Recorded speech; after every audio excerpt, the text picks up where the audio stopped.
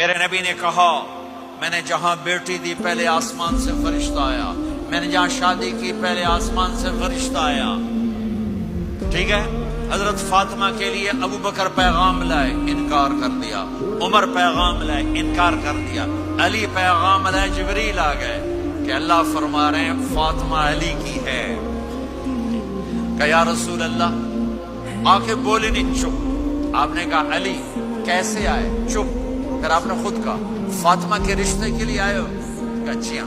تو آپ نے کہا انشاءاللہ. جبریل کے آنے کے بعد بھی کہا انشاءاللہ، یہ نہیں کہا بس ٹھیک ہے ہو گیا ڈن، وہی آ گئی ہے ڈن. نہیں نہیں نہیں نہیں. آپ اٹھ کے گھر چلے گئے، علی باہر نکل گئے. باہر صحابہ کھڑے تھے، کہنے لگے کیا ہوا؟ علی کہنے لگے انکار ہو گیا. وہ کہنے لگے کیسے؟ کہ کچھ کہا ہی نہیں. عبد الرحمن بن عوف کہنے لگے کچھ کہا تھا؟ کہ انشاءاللہ کہا تھا. کہ بس پھر ہو گیا ہو گیا. یہ انشاءاللہ کیوں کہا؟ ہاں کیوں نہیں کی؟ اب گھر گئے، کس کو بلا رہے ہیں؟ فاطمہ. کون؟ جنت کی عورتوں کی سردار، حسن حسین کی ماں. جنت میں نور کی چمک اٹھے گی. جنتی پوچھیں گے یہ نور کیسا ہے؟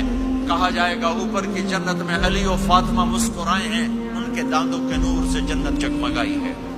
آپ نے کہا بیٹی فاطمہ علی کا رشتہ آیا ہے، ہاں کر دوں؟ اللہ اکبر اللہ اکبر. کیا فاطمہ نے انکار کرنا تھا؟ کیا فاطمہ نے انکار کرنا تھا؟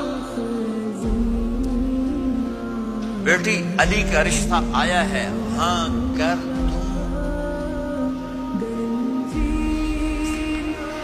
بیٹی فاطمہ ہو، رشتہ علی کا آیا ہو، اوپر سے جبریل آ چکا ہو، باپ محمد مصطفیٰ صلی اللہ علیہ وسلم ہو، اور پھر وہ جا کے پوچھیں ہاں کر دوں.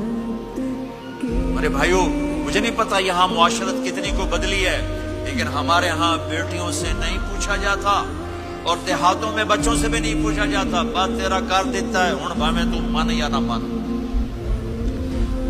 تمہاری بیٹی کا حق ہے کہ وہ کہے میں کروں گی، میں نہیں کروں گی. تمہارے بیٹے کا حق ہے وہ کہے میں کرتا ہوں، میں نہیں کرتا. اللہ کے واسطے ماں باپ سے کہتا ہوں جبر مت کرو، جبر مت کرو. بچوں سے کہتا ہوں اللہ کے واسطے لو میرج کے چکر میں مت پڑو. یہ دھوکہ ہے، یہ خواب ہے، یہ خواب ہے. زندگی اخلاق سے گزرتی ہے، شکلوں سے نہیں گزرتی. شکل و صورت سے نہیں زندگی گزرتی.